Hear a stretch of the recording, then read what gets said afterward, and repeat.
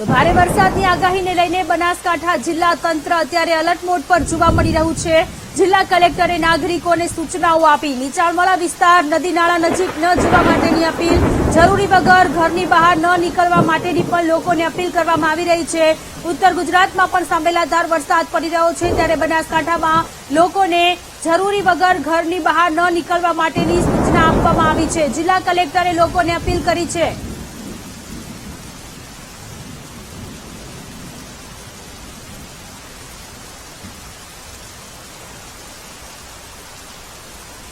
સમગ્ર ગુજરાતમાં ભારે વરસાદી વાતાવરણ છે। બનાસકાંઠા જિલ્લાની વાત કરીએ તો પાછલા 24 કલાકમાં એવરેજ 17 mm જેટલો વરસાદ પડ્યો છે। આમ વરસાદના સંદર્ભમાં હાલમાં પરિસ્થિતિ સામાન્ય છે।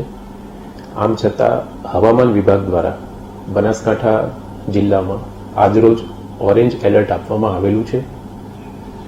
આથી સૌ બનાસકાંઠા જિલ્લાના નાગરિકોને મારી નમ્ર વિનંતી છે કે તકેદારી અને સાવચેતીના ભાગરૂપે નદી નાળાના જે નીચાણવાળા વિસ્તાર છે, ઓવર ટોપિંગ થતું હોય તો જે કોઝવે વાળા વિસ્તારો છે ત્યાં આગળ જવાનું ટાળીએ, બિનજરૂરી બહાર ફરવાનું ટાળીએ અને ખૂબ વરસાદની પરિસ્થિતિમાં ઊંચાણવાળા વિસ્તારો અને સુરક્ષિત વિસ્તારો ઉપર જવાનું પસંદ કરીએ।